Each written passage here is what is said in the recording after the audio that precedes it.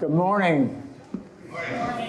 I welcome you to the 12th annual summer forum. Seems a bit surprising to many of us. It's 12 years, but not all of you, but some. Well, Libby, I guess Libby and Matt are the only ones that go back on.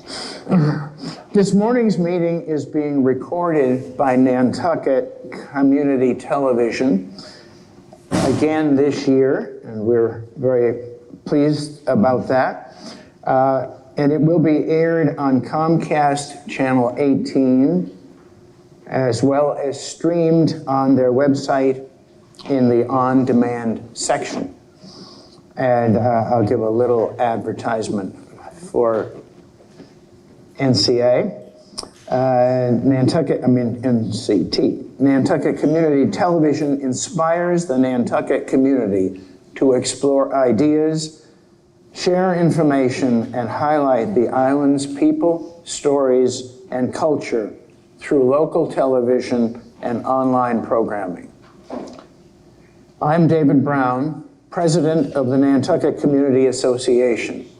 On behalf of NCA and its board, we appreciate the willingness of the members of the island's select board and its town manager for willingness to meet with us again for the 12th time in this fashion. NCA was formed in 1995 to participate in the discussion and resolution of issues important for the future of the island. NCA is an organization of full-time as well as seasonal residents. Our focus is public policy issues that generally have an island-wide application in contrast to geographic particular areas. And it is a private, nonprofit, 501c3 organization. You all know what that means. We have placed a contact sheet on your chairs in the audience. And please fill it out if you are not on our email list or do not receive our annual fundraising letter. This morning, our government leaders will speak briefly in the following order. Dawn Holgate, who is our chair, the Select Board's chair, and consequently our chair. Rita Higgins, next to her. Jason Bridges, Christy Ferrantella, and lastly, Matt Fee. And followed by Libby Gibson, our town manager. We ask each to talk briefly, around 5 minutes, and we have in the front row, Bruce Hopper, who is our veteran timekeeper for the speakers. 5 minutes, give or take, you know. But then, we have an hour from you. So we have this year, the remarkable thing is we have 2 extra handheld microphones, which will be passed, one on either of the aisles. Please, at that time, signal that you want to be recognized. I or one of the microphone bearers will recognize you. Please do not speak until you have the microphone so that everyone can hear the questions. Thank you. And with that, I turn to Dawn. Good morning. Thank you all for being here today. I was asked to start discussing our strategic planning that we've been working on as a board for about 3 years. We really started this process to try and sit in a room together and figure out our future vision, our common goals, real ways to make an impact that we could all get behind, and bring together all of the things that we see as the most critical community needs and most critical things for keeping our community vibrant, sustainable, and improving the quality of life on Nantucket for our future. So we reconvened, so we finalized our strategic plan last year, and our 3 top goals were dealing with our housing needs on the island, our transportation opportunities, and the environment. And we've made some significant strides in all of these areas. So this year we reconvened to reevaluate where things stand, and we actually added 2 new focus areas. And the intention of this plan all along was for 3-year goals and a reevaluation every year to see where we're at, how we need to reprioritize, restructure our objectives, and potentially add things that come up. So we did add to the housing, transportation, and environment goals, which have underlying priorities, and the efficiency of town operations. And under this, we want to really evaluate all of the future needs for town facilities and how we're going to prioritize each one. You know, we have significant things facing us, town offices that need expansion and reworking significantly, the need for storage of equipment. The island home has been something we've been working on for a number of years to try and solve the future of that facility. And the other piece we brought into it was an overall quality of life.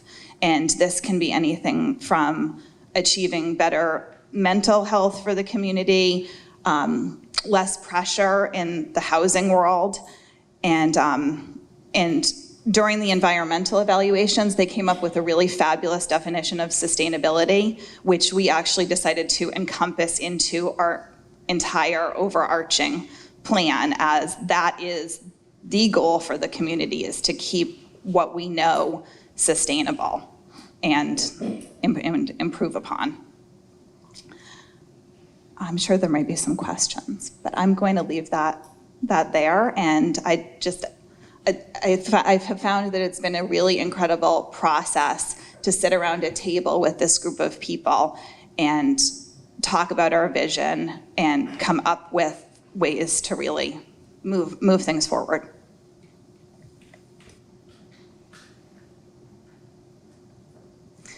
Okay, so I am going to be talking a bit about the environment, and there's quite a few things going on this year.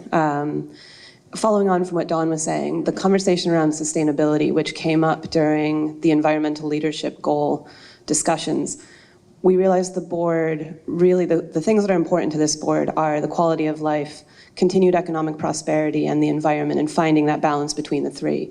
And that really aligns itself with the definition of sustainability now and in the future. So we have, as Dawn said, started to use that as a framework for the entire plan, but also specifically within the environmental leadership goal.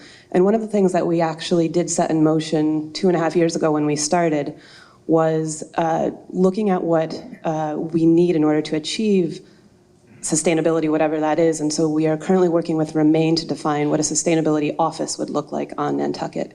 And that might incorporate, we already have an energy coordinator, we have a recycling coordinator, we are working on hiring a coastal resiliency coordinator. So all of these positions within the town that would be involved with sustainability may eventually come under one roof of a sustainability office. As regards to coastal resiliency, so about 1.5 years ago, we started working with consultants to develop a coastal resiliency plan.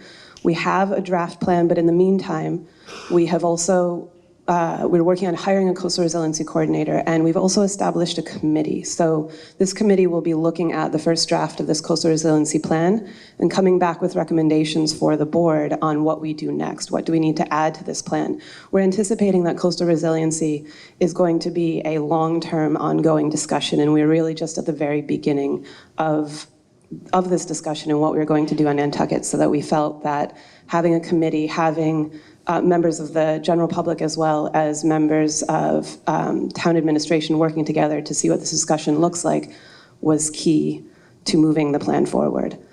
We passed a single-use plastics ban. It was a citizen warrant article last April, and this is banning, starting July 2020, certain single-use plastics. It's not an extensive list, but it's a very achievable list. And it's not a major portion of our single-use plastics, but it's a really important step in looking at what are the things that we can do, what can we find alternatives for, and what the town is working on is finding ways to work with both suppliers and with businesses to try and make this a transition that is easier and goes smoothly. So that we have about a year now to put that into place. And that really leads into and speaks to, I think, one of the most important things going on this year. Hopefully all of you have heard of it, but we have made some changes at our landfill and dump and how we are sorting our trash. This is really coming out of the goal under environmental leadership from the strategic plan, where one of our goals is to provide data-driven recommendations for what happens next at the dump when the current contract expires in 2025. And what we really realized we needed to know is, what does waste look like on Nantucket? In an attempt to try and answer this, we've started things like a waste analysis. We did one last September. We're going to be doing another one this summer, where we actually sort bags. 200 bags were sorted, hand sorted by students from Worcester Polytechnic, to try and get an idea of what is going to the bags, how much of our recyclings are going into trash, how much trash is going into recycling. And they've used that information to start to understand how we are behaving. And so we'll do that again this summer to make the comparison. And we're working with the Nantucket Data Platform to start to take some of this data and put it into a format and a dashboard where we can then use that as we try to make decisions about what technologies we will use, where the dump will be. All the questions about the dump in the future will be using this data. And this, coming back to the changes that we made, some of these changes are based on that waste analysis, but the big thing is that we need two things to happen. We do really need to understand how we are dealing with waste on Nantucket. But we also really need to cut down on what goes into our landfill. So the sorting changes accomplishes both of those goals. And we know that 100% compliance with our new sorting regulations is a lofty goal. We do have some resistance from haulers. They don't have the infrastructure, and they also are worried their customers won't do it. So I think one of the most important things you can do this summer is to sort the way we have made the rules. So I don't know how many people are familiar with the new rules. If everyone raises their hand, I won't go through them. Not quite enough. So just very quickly, the new rules are, we still have recycling, plastic, glass, metal. Those are all separate and they go into separate bins. We then have compost. So where the change now is that we had recycling, we had household trash. Household trash now becomes compost and other. So compost is food scraps and paper. That goes through a biodigester and breaks down in 3 days. The other, which we're calling not recyclable, not compostable, also known as NERNIC, which is an acronym, or the NONs. Those have been in household trash previously, but when they go through the digester, they do not break down, and they end up going into our landfill. So what we're trying to do is get all of those not compostable items out of the stream of trash that goes into the composter. So it's recycling, composts, other. And I think it really comes down to overall in Nantucket, reducing. So that's in keeping with the straw campaign we did. That's in keeping with the single-use plastic ban. So saying no when you can, reusing, bringing reusable bags, produce bags, cups, mugs, all that. And then for us, it's no longer recycle, it's sort properly. We really need the information, and we really need to get things out of our landfill. There'll be more coming up this Thursday, 6 to 8 p.m. over at the police station. It's a waste summit, it's open to the public, and there will also be all the stakeholders that are involved with trash on Nantucket. And lastly, water quality. It was a focus of it is a focus in our strategic plan, where we're pulling all of the different plans that we have from different departments in different areas into one comprehensive water quality plan. And then the other thing that has been discussed, and it is still very beginning stages, is the idea of a water quality testing lab on island. And this has been a discussion that has been a collaborative effort between private citizens, nonprofit entities, and starting to be a conversation for the town. There are still a lot of questions to answer, but we're getting closer to answering them. And I personally think if we really are going to take water quality seriously on Nantucket, we need to have the convenience and the accessibility of an on-island testing lab. There'll be more about water quality this Wednesday. There's our annual water quality update at the select board meeting. If you can't make it, you can stream it live from the beach as well, also recorded. And then there's State of the Harbor is next Thursday, hosted by Land Council.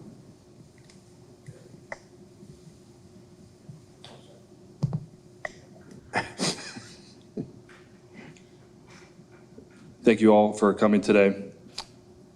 I was going to do the show of hands. You beat me to it, Rita. I think I could probably get everybody's hand here. Who here has thought in the last 2 years or said out loud, there's too much traffic?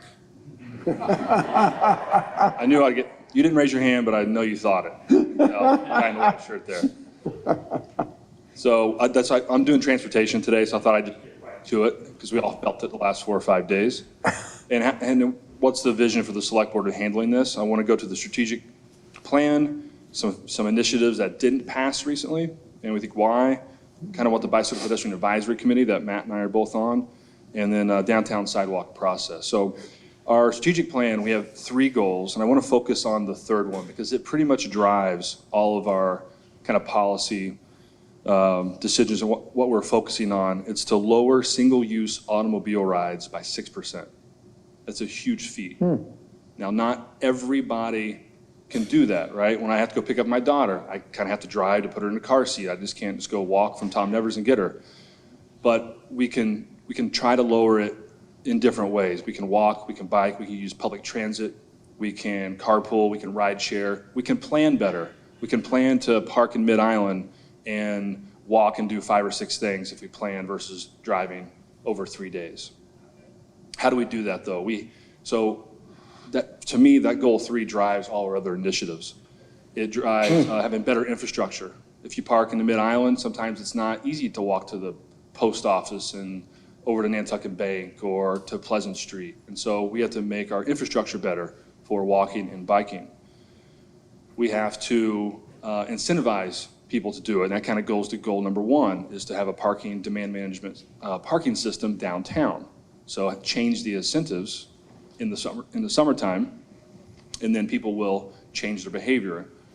In our strategic planning sessions we had a couple weeks ago, in different ways, I was looking over our notes, everybody said in a different way, we want to change the culture of transportation and mobility here. We want people to think it's cool to ride the bus. We want somebody to walk if they can. But we have to improve the infrastructure. There's some other things that we have to do. So if you have a chance, look at our 3 goals in transportation. They all, I think, are driven by that third goal of lowering single-use automobile rides. It doesn't matter how many cars are here, it's how many are on the road. But the funny thing that we all have to think about, and this is not representing the select board, it's what I always tell people, when you're sitting in traffic and you're yelling about traffic, you got to think about your traffic. We have to remind ourselves that we're driving. Everybody else feels that they drive it. A great philosopher once said, "I am, therefore I drive." Actually, that wasn't, I made that up. There's no philosopher.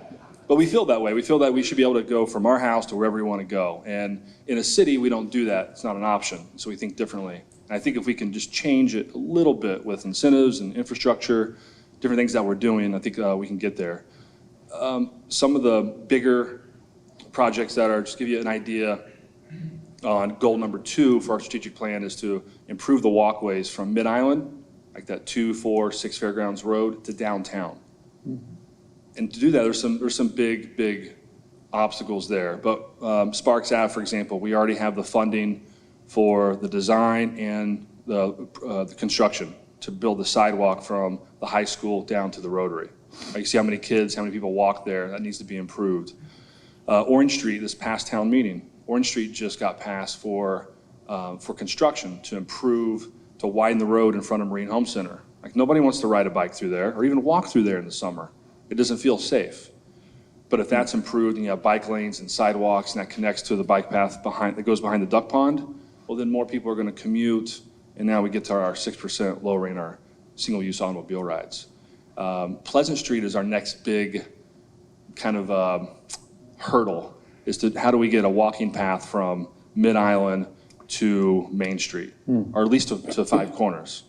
And there's no sidewalk there. Some places there's a little bit of sidewalk. It's not safe, but if that was there, more people could walk. We want people to come in and explore downtown and walk to the Mid-Island versus taking a car.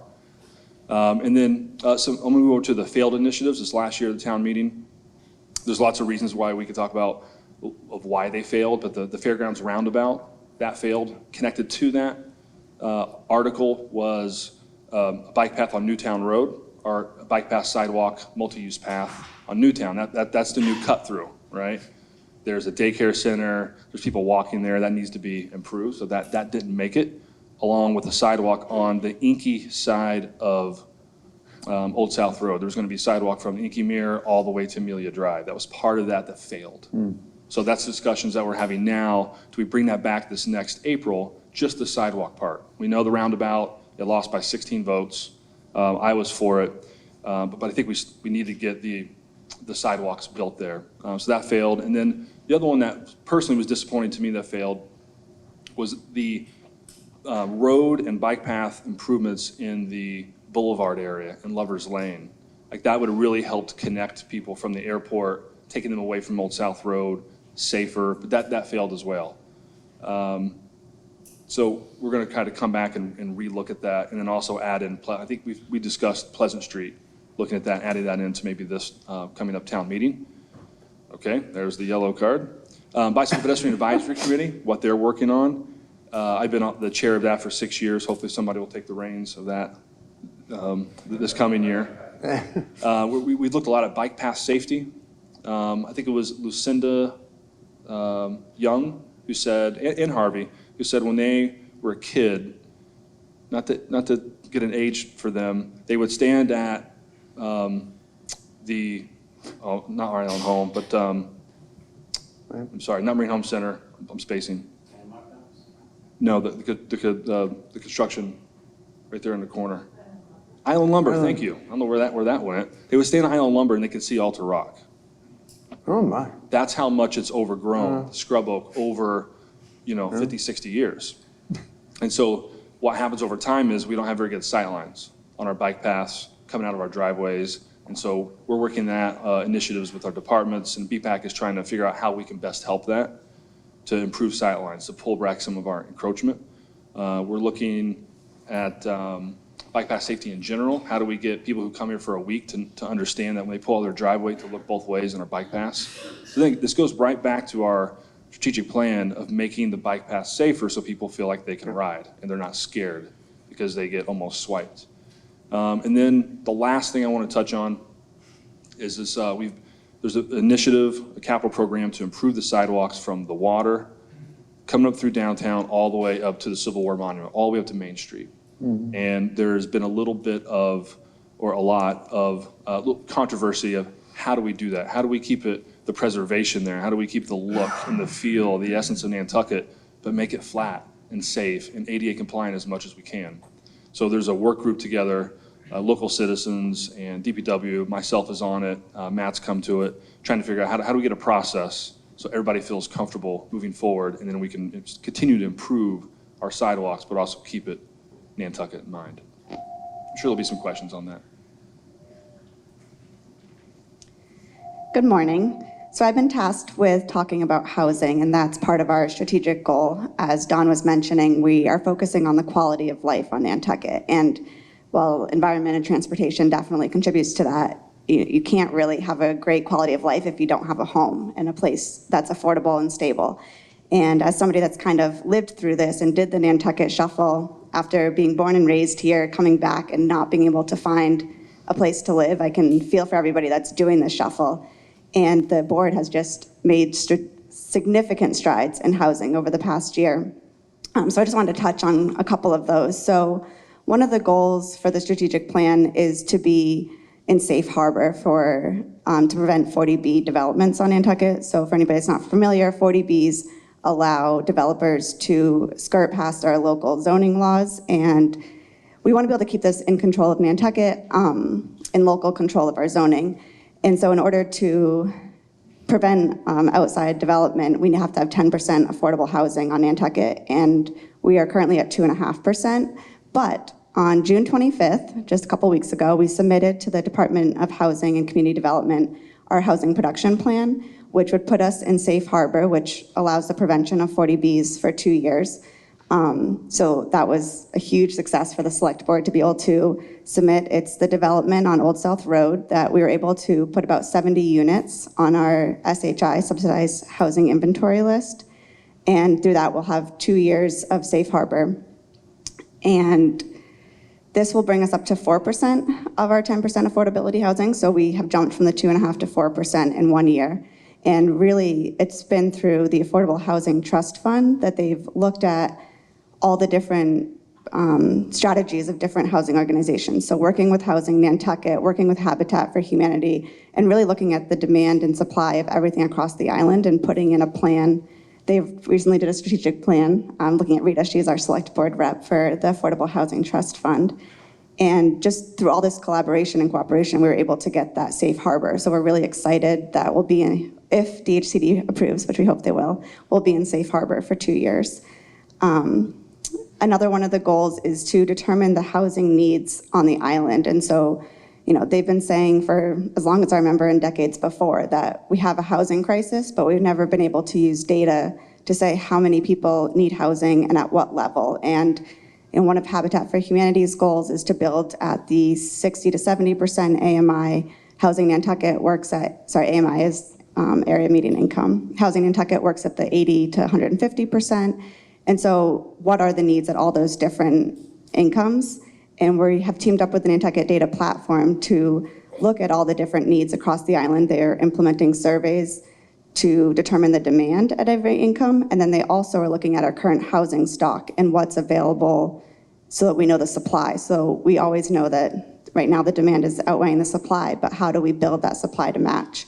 So I just think both of those, using data to drive decisions, is going to be such a great thing for the board to be using going forward. And one of the biggest things I think I can report on is the amount of funding that was passed at town meeting. And it really shows the commitment of the community and not just the board to affordable housing. We passed $25 million towards affordable housing, $5 million of that through CPC, and $20 million through a tax override to initiate a neighborhood first program. And what this does is allowed scattered site affordable housing, so the purchasing of existing buildings. And this really goes back to that goal of trying to prevent 40B developments on Nantucket. And so if we can keep it local, purchase already existing, we're decreasing density, we're decreasing construction, and being able to provide housing at different income levels. So that was a pretty huge achievement and very exciting that it passed both town meeting and at the ballot. And the Affordable Housing Trust Fund has put together a subcommittee, which includes people from the Select Board, MPDC, Finance, there's year-round residents and summer residents that are all part of this committee that will implement the spending of the $20 million on affordable housing. And one other thing that I just want to touch base on is the Housing Bill 3637 that's currently at the Massachusetts legislature. This is a transfer fee. We've been trying for 3 or 4 years to get this passed. It's a fee on 0.5% over $2 million for a house sold over $2 million on Nantucket. And this would be similar to our land bank fee, where it put together a constant source of funds for affordable housing trust funds so that we can purchase land, purchase housing. Really, $20 million sounds like a lot to get passed at town meeting, but it's only going to cover so much when our average house is $2.2 million. So this was really exciting. A couple weeks ago, myself and a few others from the town went up to Boston to testify in support of this housing bill. And it was the first time that we've seen other communities around Massachusetts implementing or asking for the same type of transfer. And so really it was Nantucket being the leaders in this and showing that we can use our assets and the value from our assets to build affordable housing in our community. And it was encouraging to see all of the reps at the State House agreeing that this was a good idea. So hopefully our 4th year, this could get passed and we'd have a constant stream of funding for our Affordable Housing Trust Fund. So I think everybody has been reporting on exciting changes, and I'm excited that we have the funding behind the affordable housing because we really need to tackle this if we want to have a good quality of life on Nantucket.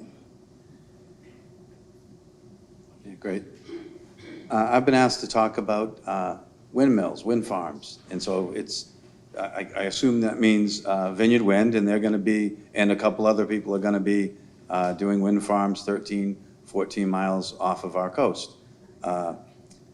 We as a board are not against wind farms. We actually think that it's something that's necessary. Anyone who went to the resiliency and the sea level rise forums recently knows how necessary it will be. So what we've done is we have an energy coordinator has done a lot of work on this. She's worked with the wind farm companies and is discussing mitigation, things that will make it less visible to us, less impactful, maybe not have the lights flashing, those types of issues. We have a work group, and they've done a good job at identifying what a lot of those issues will be, and we are engaged now with special counsel and discussing with Vineyard Wind, what the mitigation and how to handle this for the island will be. We can't really talk about a lot of those details right now because that is a beginning process. And we're not anti-wind, we're pro-Nantucket. And what's happening, the first step of this is there's the National Historic Preservation Act, and Congress has set that up to protect irreplaceable places, places that are historic and like Nantucket, and where we are, have to be protected from the impacts on us, and so that's what this is set up for. The Bureau, BOEM is Bureau of, what is it? Ocean Energy Management. BOEM, right now they're trying to skip steps and get this done very quickly. And that means that we may not be protected in that. We may not know what our impacts are. We may not know what it will look like. So that's why we ended up hiring special counsel to help us know what our rights are, what what the options are, and what the right way to handle it is. And in my mind, it's going really well. If a wind farm is going to be built, we should follow the process. The law requires an accurate measure of the negative impacts of the project, and we want to make sure that they do that. If they're talking, basically these things are going to be there, they say 30 years, they're going to be there 40, 50 years. If they're going to be there that long, then we don't know exactly what the impacts will be. We have to make sure that the mitigation is proper, that we get the right return on that. And the key thing, again, we're in favor of alternative energy, renewable energy, but it can't be at the expense of our cultural heritage. It can't be at the expense of our view sheds and our beaches and the reason people come here. That's why they come. And so it's pretty. I know it's emotional. We've gotten a lot of pressure at some of the board meetings about this, and we're going to probably get a lot more before the end. And what I try to remind my fellow board members, who we all are pretty much aligned on this, is sometimes doing the right thing isn't easy. And I think we are doing the right thing in regards to this. So then I had a couple other more points that I was just going to throw in because I knew that wasn't going to take too long. We had 500 more cars registered, my favorite topic, in 18 versus 17. So that's, we can't continue to do that and think that the traffic's going to get better. And, no amount of roundabouts or whatever is going to change that. We need to do less driving and more thriving. Places that don't have a lot of driving downtown do a lot better. We have to understand that we are an urban environment, and we need to start building our Mid-Island and other areas as a small city. That's what we are. And that transition is going to be difficult because we're not used to that. That's not how I grew up, but that's where we are. Other points, sea level rise is, in my mind, it's frightening. It's going to impact all of us. We all use the boat. We all fly in the airplanes and things. Those places are going to increasingly be under pressure over the next 10, 20, 30 years. We have to find, we have, as Rita said, we have a group that's going to be working on that. We have to find a way to pay for these things and all of us should pay something, and the people who are most impacted should be paying more. And some places we're gonna have to move, and that's gonna be a whole list. It's gonna be, our kids are gonna be working on this in the future. It's not, we're not gonna solve that, in the next 5 or 10 years. Jason touched on sidewalks. I was driving down today, or riding my bike down today, Jason. I wasn't driving. And there was a couple leaving to go to the boat, and they're dragging their suitcases up Center Street because the sidewalks have cars parked on them, and you can't drag a suitcase. So we really need, we really need to start paying attention to that. We have to give people the infrastructure and the ability to actually do alternatives, and we recognize that. It's something we discussed at our strategic plan, and that's in the works. How do we improve that a little bit every year? In housing, we're impacted from outside developers, but some of the developers we're impacted with are island developers, the guys in Surfside Crossing. I'm Pollyanna maybe, I'm wishful thinking, but I think that they have the ability to do the right thing. The economics are such, and the market rate houses are gonna sell for such an amount of money that they have the ability to make the right density, make the right design, and show any outside developers that come that we can do a very nice 40B development. And I know it's a process, and they're taking one position and the town's taking another, but I think that, my hope is in the next 6 months or so, we are gonna see that they, do the right thing and bring the density down and make it something that we're all proud of. And that will be the example for all future 40Bs if they happen. One of the big things that's coming up is gentrification. I think what's happening, outside interests are buying up all the island homes in the island areas, and friends of mine, all of a sudden their taxes are rising. They said, well, we didn't do an override. What are we gonna do? Well, it's because of gentrification, and it's not gonna stop. Fairgrounds Road and Rugged Road, and those areas are increasingly, those are larger lots, they're being picked off and turned into tourist homes. I hope over the next few years we figure out a way to incentivize year-round and seasonal long-term housing and de-incentivize the tourist homes. As a business owner, we are under unbelievable pressure. It used to be when I was a kid, you'd be able to, if you didn't get a book in February, you couldn't get here. We had a steady amount of pretty steady in visits with a couple bumps. Now, because we have so many homes available and so many people here at the peaks are getting bigger and bigger, and then we have these big troughs. And it's really difficult for the town to manage that. It's really difficult for the businesses to manage that sort of setup. And we have to de-emphasize tourist homes and emphasize stuff for year-round people.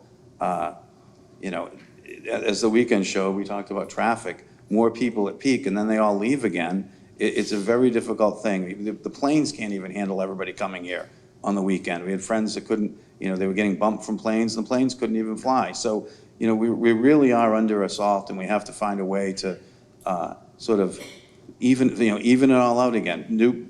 Figure on policies that are going to benefit all of us and benefit a sort of a stable economy, not a peak and valley economy. So those are just sort of thoughts I had this morning while I was baking bread, and I wanted, I knew I had time to share them. Thank you.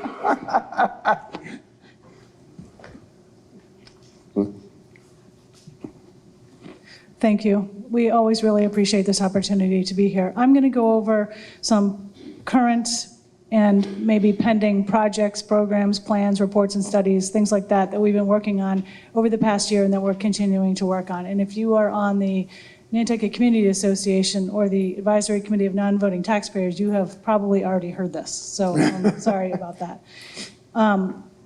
Plans, reports, and studies. As was mentioned, we're working on a coastal resiliency plan. We're working on a sewer master plan. As was also discussed, the strategic plan. The board had a half-day retreat in the middle of June to update, modify, add to, re-look at the strategic plan. And at the end of the month, we have another half-day retreat where we're going to finish it off and then adopt it and publish it. And then town admin will continue working on implementation planning for the goals in the strategic plan. We have a harbor plan that is about to be going through the process of getting updated. Over the past year, we did a staffing study. It was a very comprehensive staffing study, basically to see how well is the town staffed well enough to perform all the functions it needs to perform. There were a number of new position recommendations, and there were over, in total, 100 recommendations that came out of the staffing study. Not all new positions, but a lot of other operational and personnel-related recommendations. We also did an operational review of the Plus department. We've done several operational reviews of various departments over the past few years, and it was sort of Plus's turn. And there were some recommendations that came out of that, which we're going to be working on. We are in the process of doing a best management practice review of how we handle our human resource policies and also collective bargaining practices. So that is currently underway. I have an internal town admin housing group that's working on town employee housing issues, including seasonal town employee housing, year-round town employee housing, how to address it, rents, collective bargaining issues, things of that nature. We're trying to come up with a policy for non-union town employees. Do we give stipends? Who gets it? How long do they get it for? That kind of thing. And then the Neighborhood First program was mentioned as well. Town administration is involved in that. As Rita mentioned, we have a waste summit coming up this Thursday. I hope as many people will attend that as you can. Again, Thursday, 6 to 8 at the Public Safety Building. We're working on fiscal 21 budget and capital planning. We just started fiscal 20 a week ago, and now we're already looking ahead to fiscal 21. Implementation preparation for the plastics ban that Rita mentioned. I have an internal group, again, that's working on a public outreach program and meetings with the vendors and businesses that are going to have to comply with this. It's quite comprehensive. 2020 annual town meeting initial preparations are underway. We are, make a note if you are able to attend. The 2020 annual town meeting will be on Saturday, April 4th, and a lot of information will be coming out about that in the coming months. We have a number of projects either underway, about to be underway, or are in the planning process, including the Harbor Master building, the old fire station reuse, the new fire station, the Sconset Fire Station, DPW facility design, parking lots, the 2 fairgrounds lot and the town lot. We're looking at reconfiguring them. Senior Center, Our Island Home, the town pier renovation. We have a couple of software projects that we're working on, e-permitting, which is through a group called Energov, trying to get that underway. That's been a very long, sort of messy process, but we're on a good track at the moment. Team Dynamics is project management software. We have so many projects that just need to be centrally documented a little bit better so that people can understand where we are in the process and how they overlap with other departments. Offshore wind and special counsel, as was mentioned here. We have some potential upcoming new projects that are under discussion now, possibly another new school with the water quality lab that Rita mentioned, a municipal office master plan, and Harbor Place, where the old electric company property is. Personnel, we've had a number of personnel issues over the last year, and some of these items came out of the staffing study, including an assistant town manager for administration. This will be town manager number 2. We have so much to get at that we need another one. The Coastal Resiliency Coordinator. We're working on preparations for upcoming bargaining for the collective bargaining contracts that expired June 2020. That process starts this fall. We're working on increasing training for middle managers and supervisors, training opportunities and programs, both in-house and sending people to programs and training. We have some people that are going to be taking a Suffolk University management program this fall, and we're looking forward to that. We're excited about that. We have a new real estate specialist position. We have a lot of real estate issues that haven't been able to be really centralized in one position. We also have spent a lot of time over the past year on marijuana establishments, including issuance of an RFQ last winter for the second establishment. We have voted to allow 2, and one of them is on Amelia Drive, Green Lady. That is scheduled to open sometime in August. The other is out on Spearhead Drive called Act Natural, and we had a little community outreach meeting last week. They did as required by law, and they seemed like they were hoping to open in January maybe, or at least have their building under construction by then. We also, the board established a committee called the Cannabis Advisory Committee that's going to be looking at local issues related to marijuana and how maybe other issues nationwide or statewide impact Nantucket. The stop signs at Bartlett and Surfside have been an issue, and we're kind of monitoring those. I have a few things that I call trending items that we're either keeping an eye on or are actively involved in or are sort of suddenly seeming to take up a lot of time. And those include stormwater and flooding issues, sidewalk work, roadside signs, pond management, and trash, specifically roadside and coastal trash, never mind the trash at the landfill. We have a lot of competing interests that we're going to be having to sort through going into next year's budget, including interests in projects, activities, programs that may require more staffing, space, a building, including the senior center, as I mentioned, the Island Home, the Water Quality Lab, Health and Human Services, the Coastal Resiliency and Sustainability Office, Traffic and Parking, Park and Recreation, Facilities and Infrastructure, the Municipal Office Space, Sidewalks and Historic Preservation. All of those things probably need more attention than what we are currently giving them now. We're also in the process of starting to look at economic indicators and prepare for the possibility of what are we going to do if, or more probably realistically, when there's an economic downturn. In 2021 budget, the NRTA year-round service will hit the town budget. That hasn't hit yet, and so we're going to need to prepare for that. We will have some revenue coming from the short-term rental tax. However, that won't be able to be factored into the town budget until 2022, and we are likely to dedicate portions of that to very specific programs or budgetary issues, including housing, infrastructure, sewer, water quality, specific items.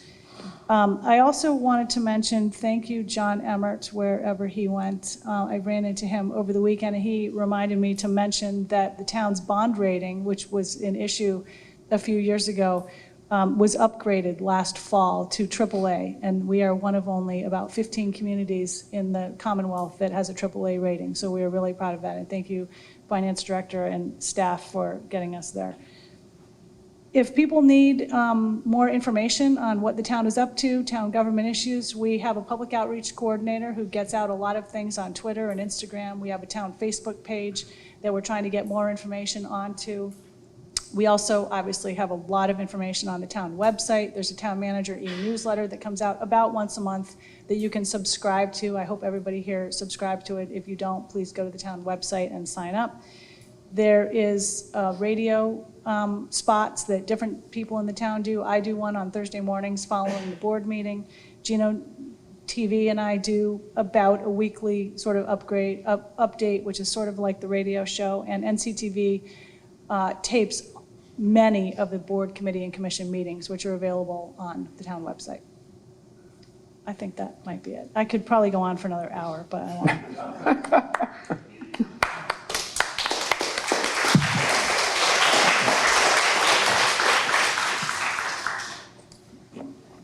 Now it is your turn to talk, or to ask questions and make comments. And we have had a very full exposition from the board. Thank you very much for that.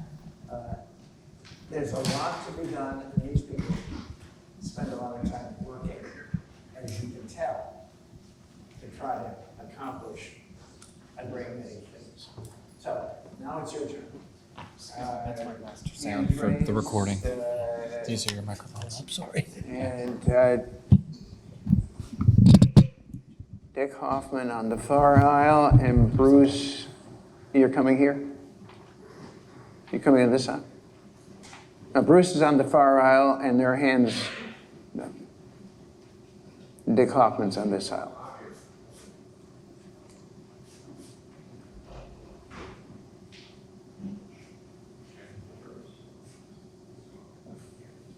Here. Okay.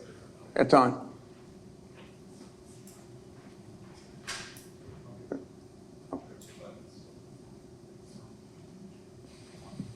Testing. First, thank you all for your service. Libby, you do a great job, obviously, and all the volunteers as well up there. It's an incredibly complicated effort to manage a town in this session. For a town this small, it really emphasizes the complexity. Secondly, I guess a question I had was, and Libby touched on it, anticipating economic downturn. So much of the stress that's placed on the infrastructure, whether it's housing, traffic, other forms of transportation, parking, relates to the peaks that Matt mentioned, but not just seasonal, macroeconomic peaks. And I think it's safe to say right now we're approaching, if not past, one of those peaks. So it's just important that everybody considers that our housing demands may not be the same because tourism will shift in a downturn. Our school demands may not be the same. And so much of our economy is devoted to construction and maintenance of homes and other structures. And you may have noticed on the 4th of July when there was virtually no commercial traffic on the roads, that day is relatively light as far as traffic is concerned. But I have a much more mundane question, and in the spirit of the hand raising, I'd like to ask if anybody else thinks that noise mitigation is a concern. And by that I mean leaf blowers, hedge trimmers, lawn mowers running late at night or early in the morning. And if I could ask for a raise of hands on that issue. Again, it spans the entire island. Okay, so I guess it's not a concern, so I won't bring it up.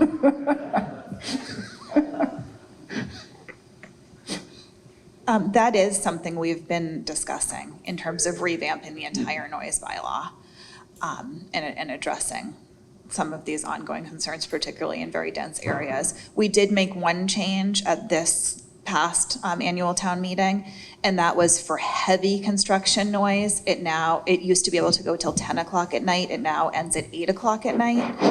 And that's for real heavy construction equipment under a building permit. That doesn't address some of the more nuisance noise like lawnmowers and hedge clippers and Right, that kind of thing. and I'd be happy to share with you, Dawn, what other communities are doing in other areas that have intense landscaping and other demands. So. Okay, thank you. I just want to add to that as well that I have been watching what some other communities are doing, and I think I do think it's an issue. I am in the industry, and I think it's an issue. But there's more and more alternatives available to the gas-powered, so I think that's really going to make it more feasible for a lot of the businesses to make the change.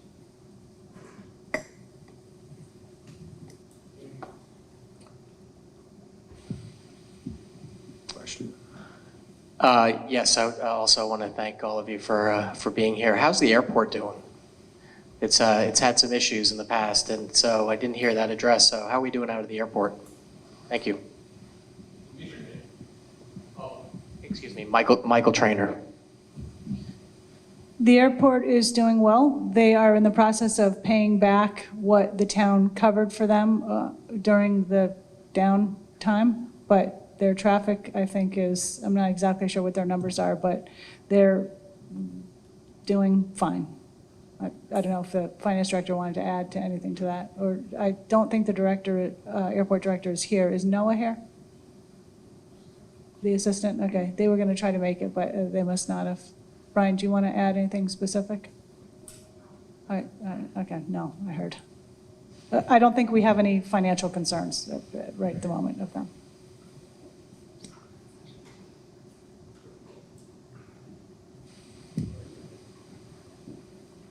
Other questions, comments? Hi, Ken Gentner. The question really is, and perhaps many of you have a response that you can give me on this, but the question is, given the voter behavior on transportation improvements, narrow wins, narrow losses, but you need to have 2 wins and you never get them, one at ATM and one at the polling stations. what's your plan beyond just starting to piecemeal these proposals so that they're scaled back and maybe find acceptance within the voting community?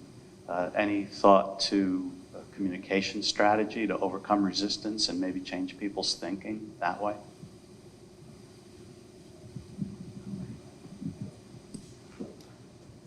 Hello? Yeah, I'll take a quick crack at it. I think, I think it was defeated. It wasn't just because, I don't think any amount of PR that we had done, I don't think it's a PR issue. I think some of it is, in the case of some of the roundabouts, some of it is understanding what the downstream impacts will be. If we build roundabouts in 3 or 4 places, what's the impact elsewhere? And I think people are asked for that. The transportation planner is going to be doing traffic modeling. We are an ideal place for this next year or two. We're an ideal place to do traffic modeling because we're a closed system, so we'll know what those impacts are.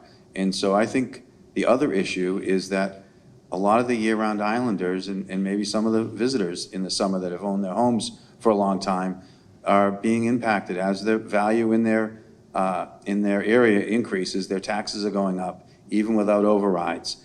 And so they're concerned about, they're facing that, and then they see these overrides and they say, well, geez, I'm facing it one way, and now I'm going to vote myself, and then we're going to go into a downturn. When is it going to end? So I think that there's a hesitancy on the part of people. It's easy to say, and proponents at town meeting always say our taxes are low and rich people pay all of it, so we should just let it rip. And I think the reality is slightly different from that.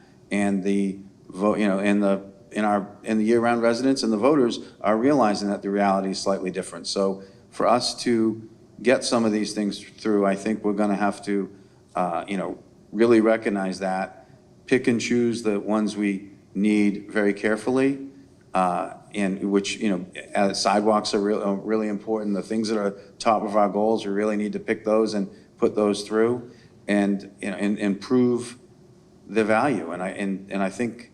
And we're working to do that. I think one of our biggest hurdles is the roundabout factor. We're obviously extremely split for a failure of 16 votes. And there's just extreme differences in opinion on whether they work, whether they're safer. I mean, I've seen the data. I believe that they are effective and that they are a safer alternative. But I think that the strategy for this year is to bring back all of the sidewalk improvements independent of any traffic circles or roundabouts. And we asked for a lot of money this year, and people did prioritize the housing factor. But I think that there were some people who just didn't feel like they could vote for all of that spending and how it would impact their tax bill. So with the Surfside road improvements, I think we'll bring it back road by road or 2 roads at the same time. We did pass the reconstruction of the Milestone Rotary, which we won't ultimately pay for directly, but we had to pass the spending. So we're making strides, but there are split opinions.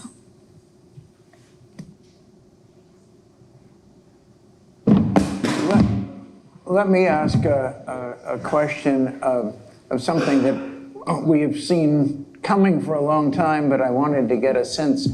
The tank farm relocation to the airport, when is that to be done?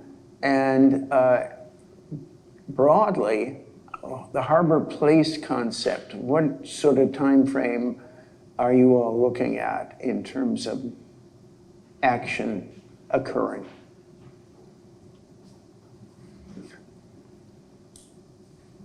I can start this a bit. The tank farm is in the process of being finished out at the airport site, and I would anticipate that it'll be up and running before the end of the year, is my understanding, and then at some point dismantling will occur at the downtown site.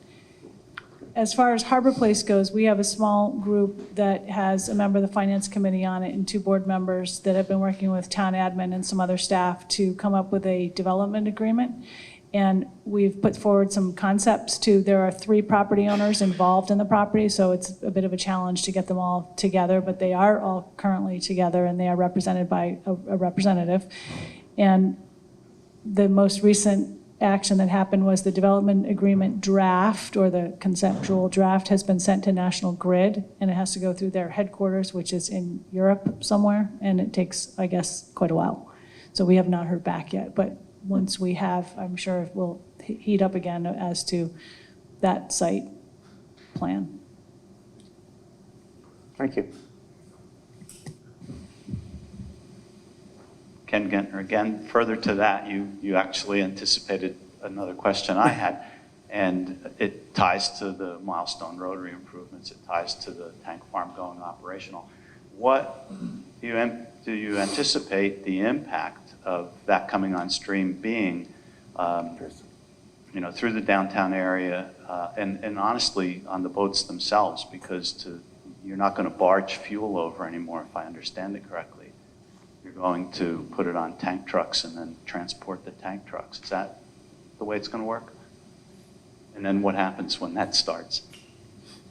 That is the way it's going to work. The most recent study we had about relocating the tank farm had numbers and data as to what those trips are likely to be. I don't have that in my head right at the moment, but one of the recommendations, for example, was the route that will be taken by the tanker trucks out to the tank farm should be reviewed for potential sites of, possible spill and what the contingency plans are, and that is underway. Coming out of town, as you all probably know, there is this section at Francis and Union, which is scheduled to be widened so that the trucks can get through there more easily. And yes, they will be coming over more on freight boats. And I'm not quite sure right this moment if they're, Francis and Washington is not Union. They will be coming more on freight boats. I don't know if there will be an extra freight boat, but I suppose that is a possibility. I don't know if anybody in the department head audience has more on that, but that's about the scope of my knowledge right now. Yeah, my understanding is the majority of it comes over on the boats already. And in the tank farm, that tank farm isn't utilized as much as it was, say, 20 years ago, that most of it is already on the boats as it stands. The other thing that's going to happen over the next 20 or 30 years is we're going to be transitioning away from those fuels, and it's already happening now. The last employee housing I built, and I renovated my wife's shop, and those are both all electric. And you're going to be seeing mini splits and heat pumps, and they're much more efficient to run. And so I think that this is going to be a transition over 30 or 40 years. We're not going to get rid of gasoline overnight, but I think that stuff, it's going to slowly phase out, and they're going to be doing other alternatives. I have a question, but I haven't heard any health issues discussed. Could you comment on tick-borne disease and also our island home? What's going to happen with our island home?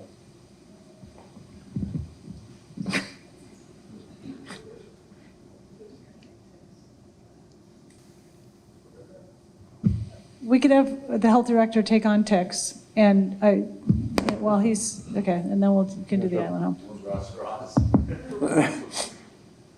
As far as tick-borne diseases, the health director, Roberto Santa Maria. As far as tick-borne diseases go, we've been tracking them, and we're working with the Global Lyme Alliance right now. They just came to the island, and they're going to be providing a lot of free education forums, educational material, things like that. But as far as the numbers go, we're actually in a dip right now. Those tick-borne illnesses on the island especially Lyme, go in a cycle. About every 5 to 7 years, they have a little epidemiologic cycle. Right now, we're in I would say the lower trough. So there was only about 50 or so illnesses last year of confirmed Lyme disease. We do work off of confirmed, suspect, and probable, mainly because a lot of times we don't confirm it in the laboratory. They just do the in-office diagnosis. So one of the issues that we're looking to do is provide a lot more education so that people can check themselves for ticks when they leave the island as well. because a lot of times we export cases, and that's going to be that's an issue. But I'm providing a full tick-borne disease report to the Board of Health meeting next Thursday. So please look at the packet there, and I'll have a whole printout with everything on there as well. In regard to the island home, we've engaged an architectural firm that is evaluating the current site and coming up with a phased plan to rebuild in its current location. It will be quite complicated, and it will have a fairly substantial price tag, but that seemed to be where people wanted us to take it, and we're figuring out how to do it and anticipate having a report at a select board meeting early September.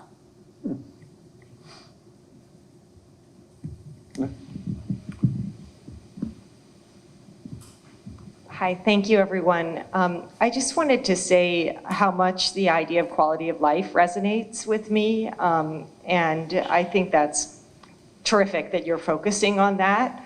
I wanted to ask a question about the reality of quality of life is that if some people are going to have a better quality of life and everyone is going to have a more equal quality of life, there are probably going to be some people who are unhappy because they can't do some of the things that they wish they could do or profit from doing. Can you talk a little bit about the outlook and the environment for compliance? I mean, I know we have rules and regulations and standards. Do we have any issues with compliance in different industries? We're going into a plastic ban. We're trying to get more compliance around waste recycling, parking. What is our staffing for that? What's our outlook on that?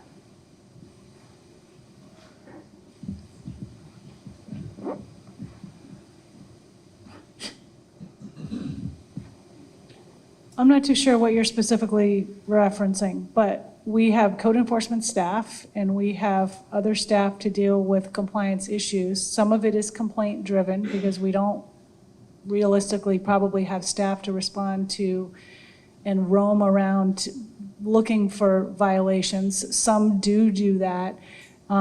We really keep hoping, I guess, that people will voluntarily comply with certain things, like covered loads, for example, on their way to the landfill.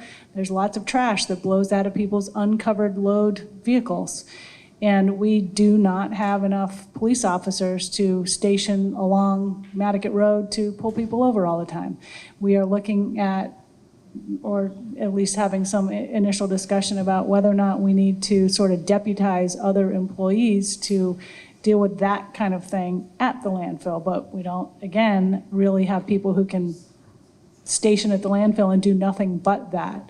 So I don't know if there are very specific compliance issues that you are exactly referring to, but I would say we're doing our best to get people to comply with requirements. And if people see violations, they should let us know.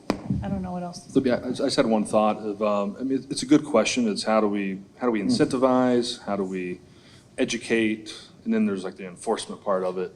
I feel like I feel like every department head here could say like, we're doing this. Rob from DPW could say, we're taking this approach for compliance. Roberto could probably talk about different things that they're doing differently this year for housing and restaurants, things you've read in the paper. So there is individually, each department is kind of doing some of that, but I don't think there's a big initiative from the board.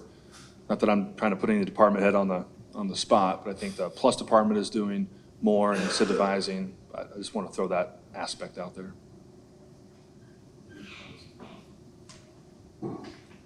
Yeah, I think to improve, I think it's important. I think you need a carrot and a stick to improve it. I think at some point we will need to focus on it personally. And we're sort of fighting human nature. If you have a business or you're a department head, as soon as you don't want to be the bad guy. As soon as you can have someone else be the bad guy, that's easier. And so we really do need, as some of the bigger initiatives that we're undertaking, I think we're going to find it's necessary in a different manner rather than just complaint driven. And so I do think it's something that we're going to find we need to put more effort in, but it's not a priority, I would say, for this year. Individually, the department heads will address it, but I don't think that it's not on the top of our list this year. but I would guess it will be next year or the year after, if I had to guess. I also think specifically for the waste element, because that is something that we haven't necessarily enforced the way the current regulations were set, but will be going forward, and as they change as well. A little bit like the experience we had with the straws, that was totally voluntary and now has become wrapped up into a single-use plastics ban. The straws had a certain amount of success because it was voluntary, because there was education, public outreach, and an opportunity for people to do the right thing. I think with the waste specifically, we are trying to engage the waste haulers. The compliance will probably fall on their shoulders, and then it will be their customers that they then have to force to comply, which they don't look forward to. So I think the first step is engaging the haulers and working with them, but then we will have to really work with public outreach to educate all of their customers about how to do that. So to Matt's point, it is carrot and stick, and I think we all prefer the carrot and hope that the enforcement part of it is minimal once we get there. But I think it also comes back to staffing issues as well. Can I ask?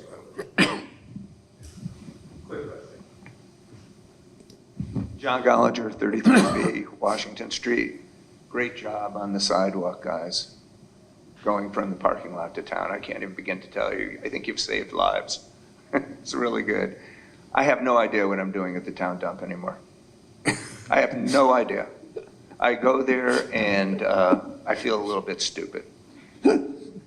Maybe I am, but I'm really at a loss.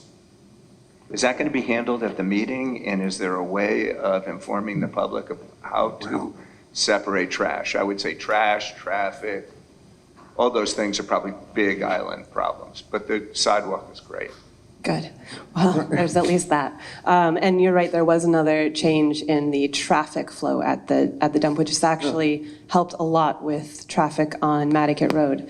We do have flyers. We have flyers that show the new sorting rules. Those are also available online. Is it the DPW website? Well, it's our website, but it would be the DPW page. So you can see it. We have tried to be very specific. It is a little bit confusing at the start, but I think, again, it really comes down to recycling your plastic, your metals, your glass, and then you have your food scraps.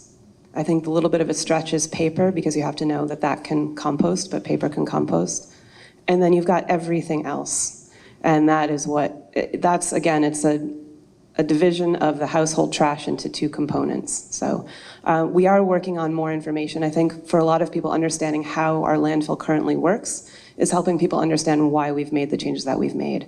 I think the flyer's there, but I also think that, by no means has our current campaign been perfect, and I think understanding how to communicate the changes is key. So if you do have any comments, they would be welcome either at the Waste Summit or afterwards. And if we can identify the source of the confusion, you're not the only one. I have spent a lot of time at dinner tables showing people what to do and how to do it. And our recycling coordinator actually carries a bag of trash with her to show people. So you're not the only one. And I think, again, helping us to identify where the confusion is will help us continue to communicate it better. Will the town receptacles reflect the public receptacles reflect the current policy? Because I know over at Fisherman's yesterday, trying to throw out some trash, and one was food and paper, one was the recycling, but there was nothing for a dirty diaper. Dirty diaper. I think we're making the shift. I was really pleasantly surprised when I dropped off at camp at the CPS this morning to see the new cans that were very clearly labeled, and there were 3, the recycling, the Nurnick, and the compostables. So I think that's in process. This is, again, a work in progress, and I think the initiative really stemmed from the strategic plan and our goal of getting data-driven recommendations. So again, it's in motion, and having that consistency within public receptacles, town receptacles, beaches, and then also even internally is what we're working on as well and is in motion. Can I ask a quick question relative to how do you think we're doing with the landscapers in terms of the types of fertilizer that are going on all the lawns around here? And are all of the landscapers that are doing business on the island now certified to put down fertilizer or not? Does anybody know that? I think Roberto or Jeff will probably be able to answer that better, but we have been making some changes. As far as the fertilizer program goes, right now we have 414 fertilizer applicators licensed with the town. We have completely revamped the new licensing project. We have the price licensing program, not project, sorry. They are now a series of videos that we have set up through NCTV that we will be launching this year. Make it a lot more easier for people to get licensed, as well as for the public to be educated on the type of fertilizer and how the fertilizer can be applied. Everything from calculations to what is best management practice compliant. As far as enforcement goes, we have a summer inspector every year that goes around and looks at fertilizers, licensed fertilizing applicators, as well as the landscapers. We actually issued a ticket recently, I believe it was a week ago, or at least we gave a warning, mainly because they were applying a fertilizer that had phosphorus in it. Sorry. As far as the education to the public goes, these videos will be available on YouTube through the NCTV YouTube channel. Is there anything else I'm missing? Is it illegal for the various suppliers of fertilizer? Is it illegal for them to sell anything other than compliant material? Unfortunately, it's not illegal for them to sell non-compliant. The legality of selling the fertilizer is actually regulated by the Massachusetts Department of Agricultural Resources. We have asked them for local regulatory approval, which they have denied. We're working with our state representative Dylan Fernandez and Julian Sear. They have actually put in a legislation to get that changed to provide local control for fertilizer application and sales. So do you think then, if I was now, but do you think that they are actually selling, like Green Home and Circuit Range are selling illegal fertilizers for the lawns? There are, as far as who is selling, as far as who is selling these types of fertilizers, we do know that there are every single one of the people who provide fertilizer products here on the island do sell non-compliant products. We cannot call them illegal because they're not illegal. They're just not compliant with our best management practices. You can, but all of the suppliers on island also provide compliant product. It's just a matter of the customer, whether they're buying a non-compliant product or a compliant product. But we cannot regulate the sale, unfortunately.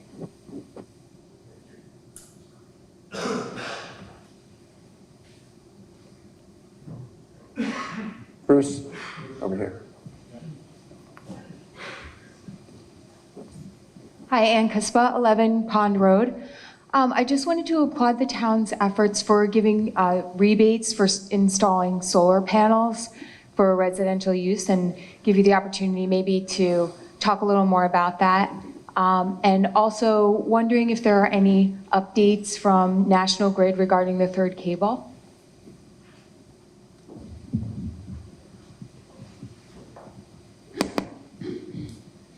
Lauren, is that you back there? Our energy coordinator, Lauren Sinatra, I think, can take these.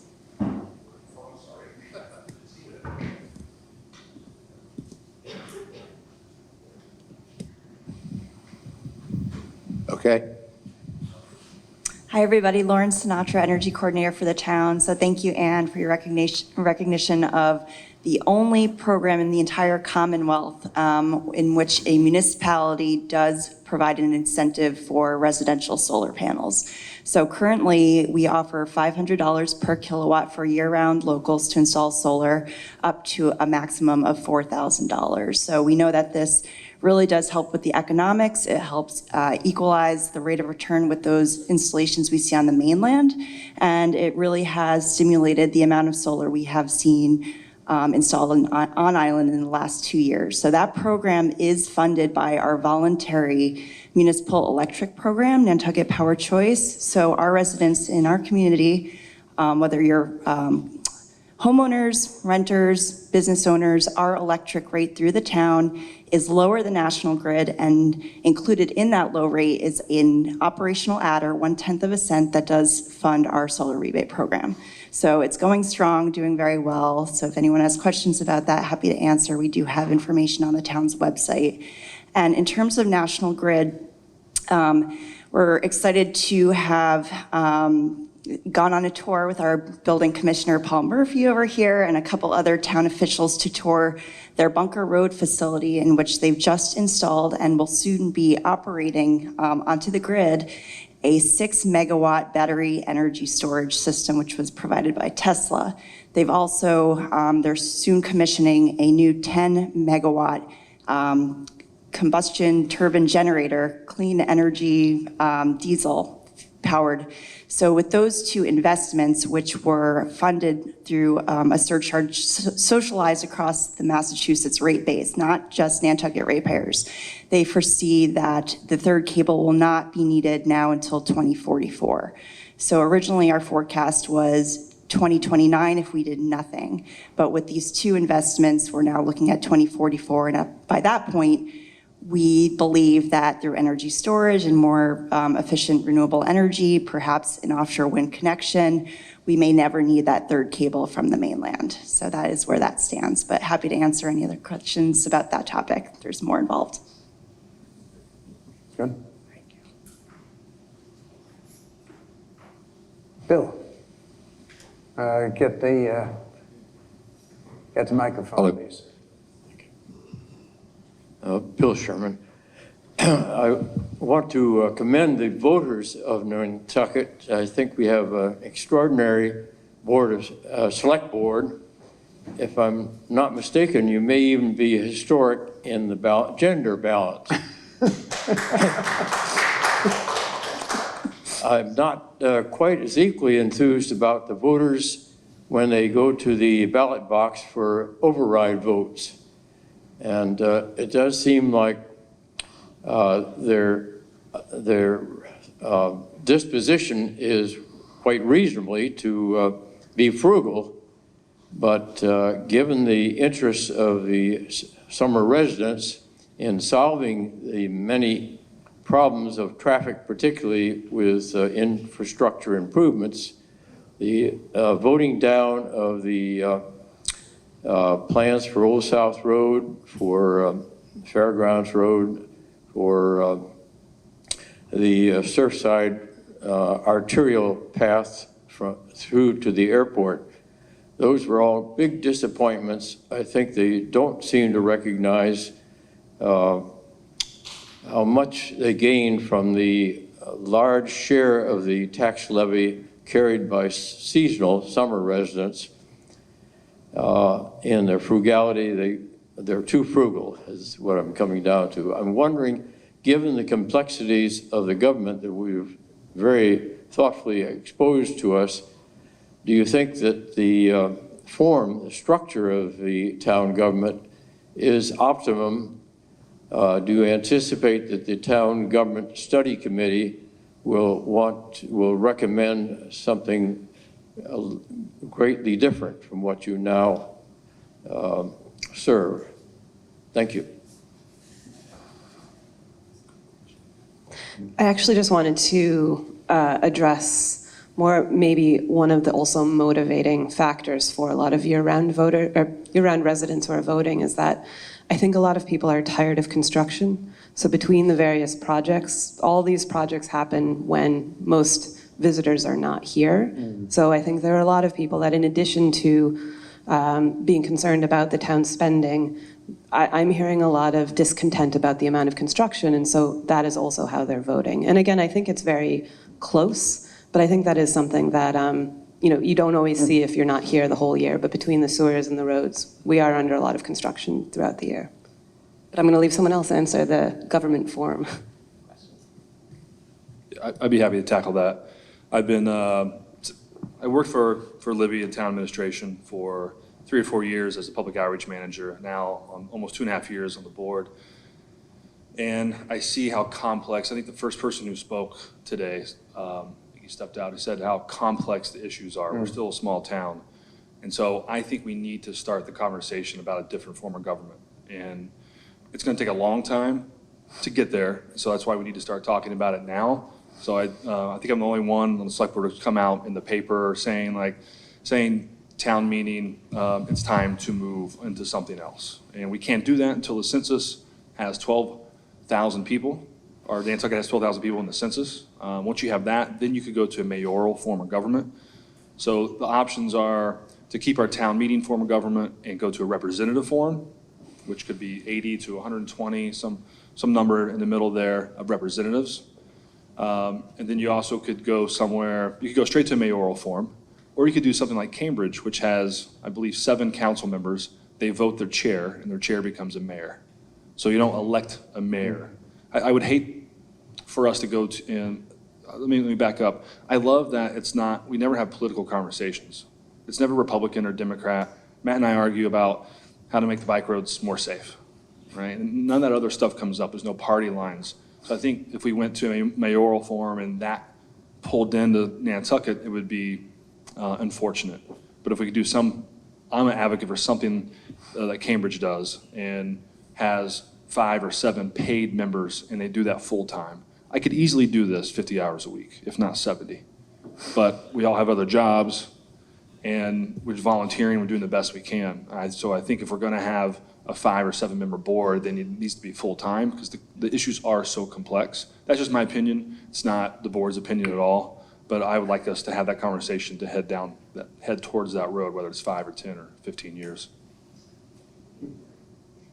So I'm currently part of the Town Government Study Committee, which has been reviewing the different forms of government. And I just wanted to touch on it, like Jason said, it would take several years to implement. So starting that conversation is really important. And I just want to, what was I going to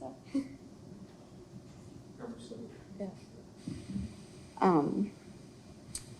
We were looking at how to improve town meeting. And so one of those is doing electronic voting, and we're hoping that might increase turnout. But until we figure out how to improve turnout, we're not sure is representative town meeting the best way, keeping it or turning to a mayoral form of government. But always feel free to come by the Town Government Study Committee. We have a meeting next week, and we're open to the public, so you can put your input in there too. Just as a follow-up, we are going to try electronic voting for the first time at that April 4th town meeting, is the plan. So we'll see how that goes. And just one other note is the spending articles that you speak of did pass at town meeting when they were able to be discussed and understood, and pretty overwhelmingly passed. They failed at the ballot. So we're still trying to get a real handle on understanding that issue. Well, I want to thank you all very much for participating. In terms of those on the dais, we really appreciate your willingness to spend time and listen to comments and present to us a very complex recitation of what you all are doing, and we do appreciate that very much from standpoint of listening to what you've said. And I think